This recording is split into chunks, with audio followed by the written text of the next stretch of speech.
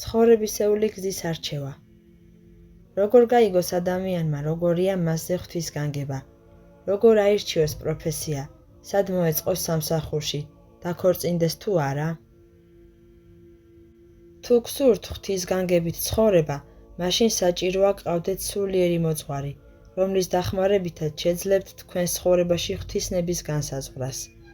ადამიანმა შეძლების და გვარად უნდა აირჩიოს მისთვის საინტერესო პროფესია. მაშინ შრომა ნაკლებად დამღლელი იქნება და კმაყოფილების გრძნობაც გაჩნდება. სად მოეწყოთ სამსახურში? იქ, სადაც ცოდვის ნაკლები საშიშროება და საცდურია.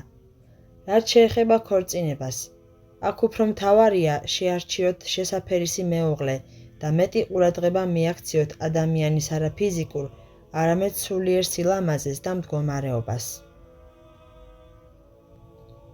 როგორ შევიტყო, როგორია ღვთისნება? რაც უფრო მეტად შეებრძოლებით საკუთარ ვნებებსა და ეგოიზმს, მით უფრო შეძლებთ ღვთისნების გაგებას. მაგრამ რადგან ჩვენ ყველანი ცოდვებში ვართ ჩაფლული, ჯობს სულიერ მამას კითხოთ რჩევა. ხოლო თუ არ გყავთ მოძღვარი, მაშინ ყველა საქმეზე წმინდა წერილში უნდა დაამოწმოთ უფლის ნება. როდესაც ძნელია არჩევნის გაკეთება ან გადაწყვეტილების მიღება, რომელზეც დამოკიდებულია მთელი შემდგომი ცხოვრება, როცა ლოცვაც არ გშველის და არც სულიერი მოძღვარი გყავს, როგორ უნდა გავიგოთ ღვთისნება? ასეთ შემთხვევაში ევედრეთ უფალს, რომ მან გარემოებათა მიხედვით დაგანახოთ მისი წმინდა ნება. 18 წლის ვარ. როგორ გავიგო, რაშია ჩემი მოწოდება? 18 წელი ბავშვობის დასასრული და მოწიფული ვაჟკაცობის დასაწყისია. ამ ასაკში ადამიანს სურს იპოვოს თავისი თავი და დაადგეს გარკვეულ გზას. მოწოდების ერთ-ერთი ნიშანია, როცა ადამიანი საქმეს ხალისით, ინტერესით აკეთებს და ეს საქმე მასში არ იწვევს სულიერი სიმძიმის გრძნობას და დაღლილობას. აირჩიეთ ის პროფესია, რომლითაც გატაცებული ხართ, მაგრამ ესეც პირობითი კრიტერიუმია, რადგან აქ შესაძლებელია მოწოდებას ჩაენაცვლოს ვნება. ამიტომ უფრო სწორად მიმაჩნია, თუ ამ საკითხს გადაწყვეტ მოძღვართან ერთად, რომელსაც ხშირად და გულწრფელად აბარებთ აღსარებას. ჩემი მეგობრის უფროსმა ვაჟმა მეოთხე კურსის შემდეგ თავი დაანება სწავლას. ახლა 34 წლის ასაკში მან განათლების დასრულებაზე უნდა იფიქროს თუ არა. არის თუ არა ღვთისნება, რომ საკუთარი ოჯახი შექმნას. უნდა ვილოცოთ თუ არა მისთვის და როგორია მისი მსახურების გზა. ფიქრობ, მან უნდა დაამთავროს უმაღლესი სასწავლებელი ან აითვისოს რამე სპეციალობა. მაგრამ თუ ის სირთულეების გამო გაურბის სწავლას, გამოდის, რომ დაჩლონგებული აქვს მოვალეობის გრძნობა. ამიტომ ფსიქოლოგიურად არ იქნება მომზადებული ოჯახის შესაქმნელად. ილოცეთ მისთვის, რომ ღმერთმა აპოინოს სწორი გზა. ქრისტიანისთვის მხოლოდ მონაზვნობა და ქორწინება არსებობს თუ კიდევ არის სხვა გზაც? როგორ მივხვდე, რაშია ჩემი მოწოდება? ცხოვრებაში მესამე გზაც არსებობს. ერში უქორწინებლად ყოფნა. პავლე მოციქული ამბობს, თუ ქალიშვილს გაათხოვებ, კარგს იზამ, თუ არ გაათხოვებ, უკეთესად მოიქცევი. მოციქულების დროს გაუთხოვარის წასვლა მონაზვნურ თემში აუცილებელი არ იყო. იგი ერში რჩებოდა და თავის ცხოვრებას ეკლესიის მსახურებაში და გაჭირვებულთა ზრუნვაში ატარებდა. საჭიროა ლოცვა, რომ ღმერთმა ადამიანს გაუმჟღავნოს, რა სახის ცხოვრება იქნება მაცხონებელი მისთვის. მონაზნობისთვის დაბადებულს სხვანაირი ცხოვრება ვერც წარმოუდგენია. ის გრძნობს, რომ ქვეყანა ბედნიერებას ვერ მოუტანს, ვერ დაუკმაყოფილებს მისი სულის საიდუმლო მისწრაფებებს.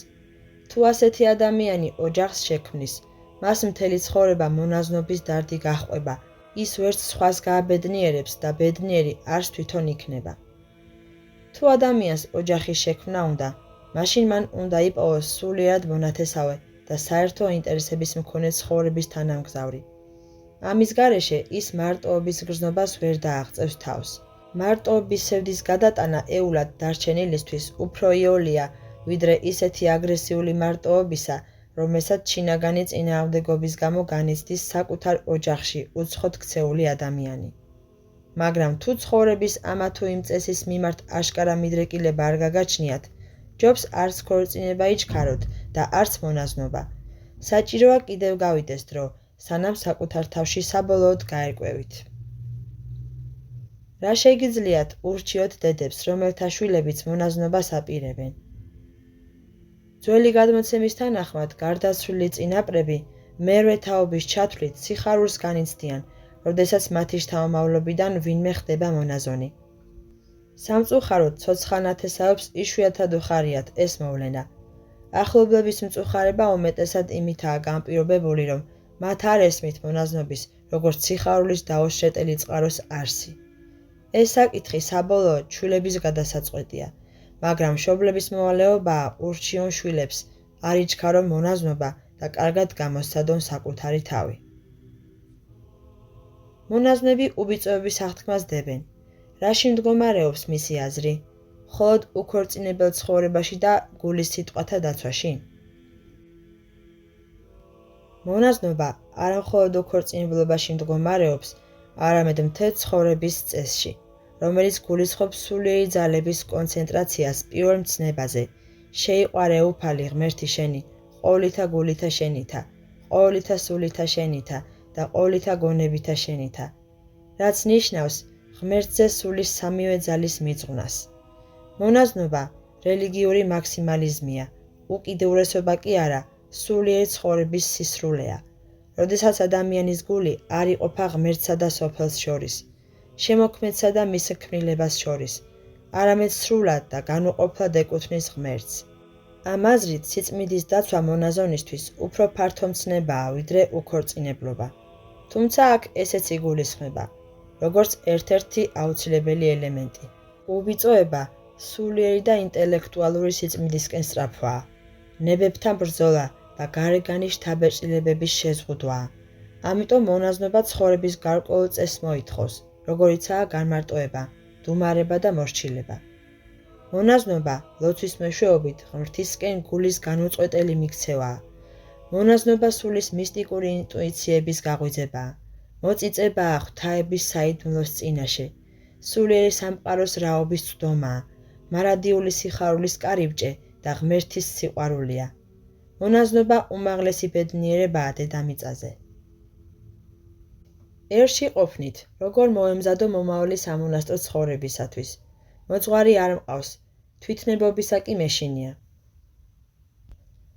სამონასტრო ცხოვრებისთვის მოსამზადებლად საჭიროა ყოველდღიურად გარკვეული ლოცვითი კანონის შესრულება, წიგნების კითხვა სულიერი ცხოვრების შესახებ და გარეგანი კონტაქტებისა და შთაბეჭდილებების შემცირება. გირჩევთ შეისწავლოთ თეოფანე დაყუდებულის თხზულებები და მართალი იოანე კრონშტანტელის დღიურები. სთხოვეთ უფალს, რომ გაპოვნინოთ გამოცდილი სულიერი მოძღვარი. განსაკუთრებული ყურადღება მიაქციეთ იესოს ლოცვას, მონაზონთა უმთავრეს საქმეს, მაგრამ ასევე აუცილებელს ერისკაცთათვის. როგორ აფასებს ეკლესია ისეთ საქციელს, როცა ქალიშვილი არ უჯერებს დედას და მონასტერში მიდის მისი კურთხევის გარეშე? დედა მართლმადიდებელი ქრისტიანია. პირველ რიგში გასარკვევია, რა მოტივით ეწინააღმდეგება დედა შვილის მონასტერში წასვლას. თუ მას ეგოისტური მიზნები ამოძრავებს, ფიქრობს, რომ საერო ცხოვრება მონაზნობაზე უკეთესია, ან მონასტერი არ მოსწონს, მაშინ შვილს შეუძლია არ დაემორჩილოს მას. მაგრამ თუ კი დედამ იცის, რომ მონასტერში რაღაც არასასიკეთო ხდება, მაშინ მიუკერძოებელ სასულიერო პირებთან საქმის გარკვევის შემდეგ ქალიშვილს უნდა აცნობოს ამ უარყოფითი ფაქტების შესახებ. ასეთ შემთხვევაში გონივრული იქნება, თუ შვილი დაუჯერებს დედას და სხვა მონასტერში წავა. მონასტერში გატარებულმა წლებმა მიმახვედრეს თუ რა შესდომა დაუშვით ცხოვრებაში, რამდენი მწუხარება მოვუტანე ჩემს ახლობლებს, რომლებსაც თავის დროზე მივაფურთხე და გადავაბიჯე. ახლა კი ვხედავ, რომ არჩეული გზა ჩემს ძალებს აღემატებოდა და რაც სხვებს გავუკეთე, ის ბუმერანგივით მომიბრუნდა. ეს განსაცდელია. გისურვებთ დაძლიოთ იგი და მონასტერში დარჩეთ. ვეჭობ, რომ ერში დაბრუნებით უკეთესად იგრძნოთ თავი. თქვენთვის ყველაზე ახლობელი ღმერთი უნდა იყოს და არა ნათესავები, რომლებსაც თქვენი თქმით გადააბიჯეთ.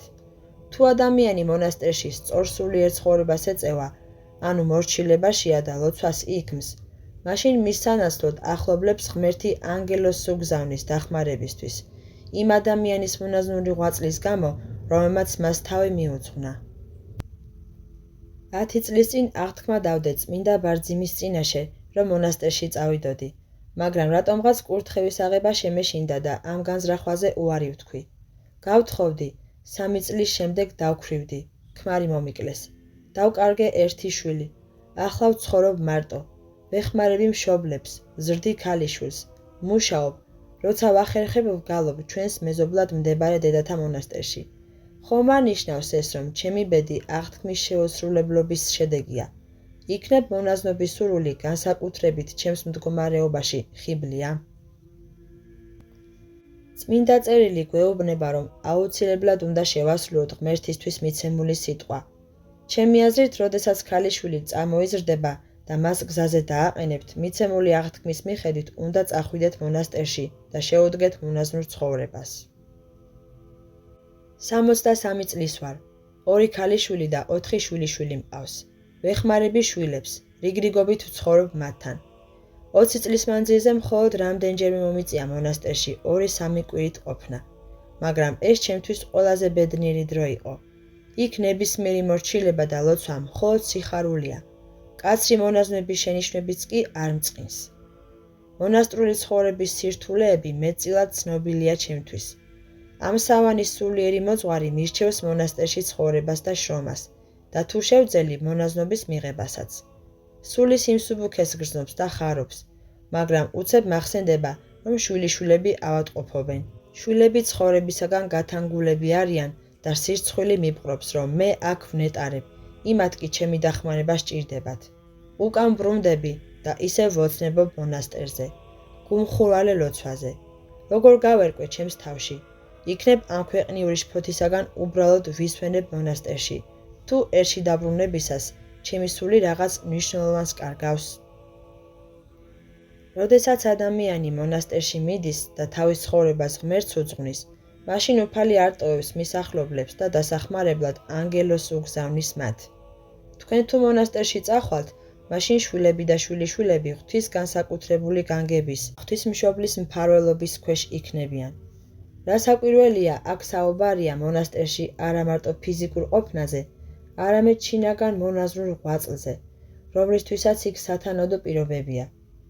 ერთშიც შეიძლება ცხონება კეთილი საქმეებით, მაგრამ ეს სულ სხვა დონე და მდგომარეობაა. თუ გადახედავთ საეკლესიო კალენდარს, შენიშნავთ, რომ წმინდანთა შორის გაცილებით მეტი მოწამე და ღირსია, ვიდრე ერში მოღვაწე მართალი, რადგან ერში თითქმის შეუძლებელია განუწყვეტელი ლოცვის მოხვეჭა და გარეგნულზე მიჯაჭვული გულის ამასოფლის საზრუნავთაგან განწმენდა. მონასტერში თქვენი წასვლა სიხარულს და შვებას მოუტანს თქვენს წინაპრებს, რადგან თქვენი სახით მათ მლოცველი გაუჩნდებათ, ხოლო თქვენ შთამომავლობაზე, არა მხოლოდ ახლანდელზე, არამედ მომავალ თაობებზეც ღვთის ლოცვა-კურთხევა აღსრულდება. მონასტერში ყოფნისას სიხარული იმაზე მიუთითებს, რომ ადამიანის მოწოდება მონაზნობაა. ძალიან მინდა მონაზნობა, მაგრამ მაქვს ერთი ადამიანური ძალებით დაუძლეველი დაბრკოლება, სულნიერი ავადმყოფობა. იმედი ვიქონიო, რომ ღმერთი მომაცილებს ამ დაბრკოლებას, ან იქნებ ეს ეშმაკეულობაა. არის რამე საშუალება, რომლითაც შესაძლებელია გავთავისუფლდე ამ უბედურებისაგან. მონაზვნად დაღკვეცისას ადამიანი თავის თავზე მძიმე და საპასუხისმგებლო ვალდებულებებს იღებს, რომელთა ზიდვა ნერვული სისტემით დაავადებულ ადამიანისათვის ძნელი იქნება. გარდა ამისა, მონაზვნობაში ნერვული აშლილობა უფრო მწვავდება და ღრმავდება. ეკლესიას აქვს განსაკუთრებული ლოცვები, ეშმაკის განსადევნელად, მაგრამ მათი წაკითხვა მხოლოდ იმ მღვდლებს შეუძლიათ, რომლებსაც ამაზე გააჩნიათ სპეციალური კურთხევა. დემონის განდევნა მხოლოდ ღვთის მადლს შეუძლია, ამიტომ ეცადეთ იაროთ წმინდა ადგილებზე, განსაკუთრებით კი წმინდა წყაროებზე.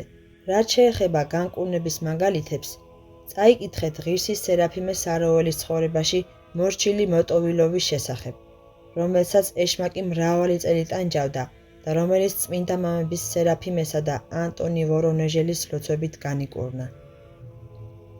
51 წლის ვარ, ყავს მეუღლე და 2 მოზრდილი ვაჟი. 20 წელია რაც მორწმუნე გავხდი. მონაზვნურმა ღვაწლმა თავიდანვე მიიზიდა ჩემი გული. ხედავდი მის სიმშვენიერეს და მონაზნობის სურვილიც გამიჩნდა. მაგრამ მაშინ ოჯახისა და მცირეწლოვანი ბავშვების გამო ამ საკითხის გადაწყვეტა არც მიცდია. ახლა კი ვგრძნობ, რომ გული ცივდება, უწინდებურად აღარ პასუხობს მადლის ხმას. მაგრამ რატომღაც დარწმუნებული ვარ, რომ ჩემი სურვილი მაინც ასრულდება. ქმრისთვის ჩემი წასვლა შეიძლება იმდენად თავზარდამცემი აღმოჩნდეს, რომ ისევ დაიწყოს სმა.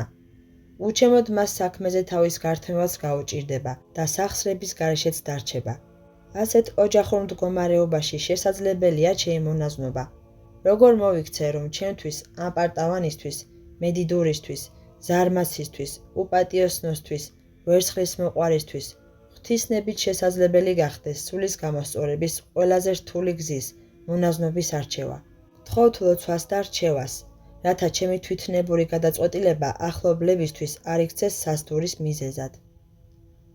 ჩემთვის გასაგებია მონაზნობისკენ თქვენი მისწრაფება, მაგრამ აქ არსებობს ობიექტური დაბრკოლება. საეკლესიო წესების თანახმად, ცოლს არ შეუძლია მონაზნობის მიღება და ქმრის მიტოვება ამ უკანასკნელის თანხმობის გარეშე. ამიტომ ამჟამად თქვენი ქრისტიანული ვალია ემსახუროთ ოჯახს. ცოდვები მონაზნობისთვის დაბრკოლებას არ წარმოადგენენ, რადგან მონაზნობა თავად არის სახე სიმდაბლისა და სინანულისა.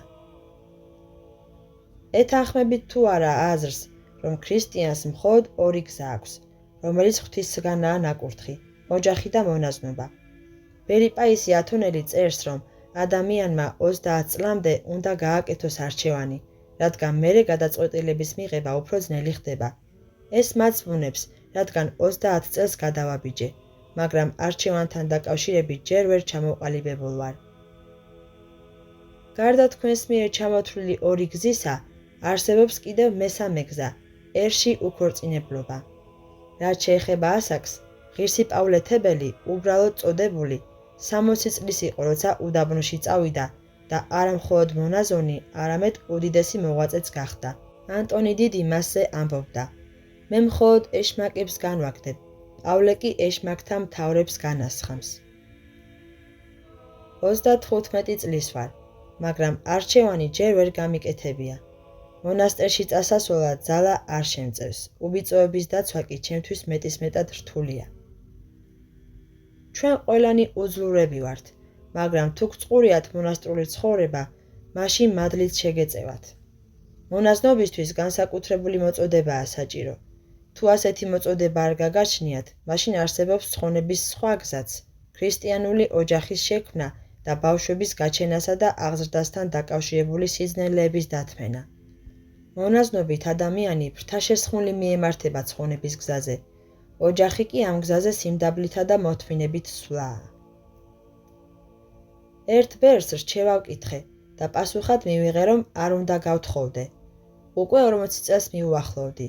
მონასტერში წასვლას არ ვაპირებ, მაგრამ არც ძალა შემწევს სამსახურსა და სახლს შორის გავატარო მთელი ცხოვრება. რა ვქნა? ნამდვილად გამოირჩევა სულიერებით ის ბერი, რომელმაც ასე გითხრათ.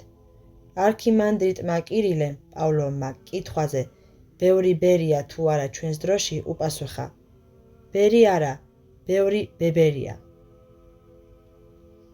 როგორ უნდა აღზარდოთ ბავშვი, რომ მონაზნობის სურვილი გაუჩნდეს? და საერთოდ, შესაძლებელია მონაზნობისა და ბედნიერი ცხოვრების ერთმანეთთან შეთავსება. ადამიანს მოწოდება უნდა ჰქონდეს მონაზნობისთვის, ამიტომ ილოცეთ, რომ ბავშვზე აღსრულდეს ღვთის ნება. რაც შეეხება მეორე კითხვას, თავად მონაზვნური ცხოვრება წარმოადგენს ამ ქვეყანაზე ყველაზე დიდ ბედნიერებას. ჩემს თხოვნაზე, კურთხევა მოგეცათ მონასტერში წასვლაზე, თავის დროზე უარი მითხარით, იმ მოტივით, რომ მე უკვე გამაჩნია ჩემთვის დამახასიათებელი წესი და შინაგანი ცხოვრება. თუმცა დააყოლეთ, რომ შემეძლო მომესინჯა მონასტერში ყოფნაც. უკვე 2 წელია მნათე ვარ. მე დავითნეობ, მონასტრის ძმობაშიც მიმიღეს, მაგრამ ხედავ, რომ სულიერად ძალიან უკან დავიხიე. მარცვალ შეგროვილი დავაბნიე, რაც 20 წლის მანძილზე სოფელში განმარტოებული ცხოვრებით მოპოვებული მქონდა. ერში თქვენ ეშმაკთან მარტო გიწევდათ ბრძოლა. მონასტერში კი ლაშქარს შეუერთდით, რომელთანაც დემონს უჭირს გამკლავება. ასევე, როდესაც ადამიანი მარტოა, ის ნაკლებად ხედავს საკუთარ ნაკლოვანებებსა და ვნებებს, რომლებიც სულის სიღრმეში იმალებიან. მონასტერში კი სხვებთან ურთიერთობისას უნებები გარეთ გამოდიან და უფრო შესამჩნევები ხდებიან. ამ ეტაპზე ვფიქრობ, თქვენ უნდა გაიაროთ მონასტრის სკოლა. მერე კი თუ ღმერთი ინებებს და კურთხევა გექნებათ, ისევ დაუბრუნდეთ განმარტოებულ ცხოვრებას. ოღონდ მხოლოდ მაშინ, როდესაც სულიერი ცხოვრების გამოცდილება დაგიგროვდებათ.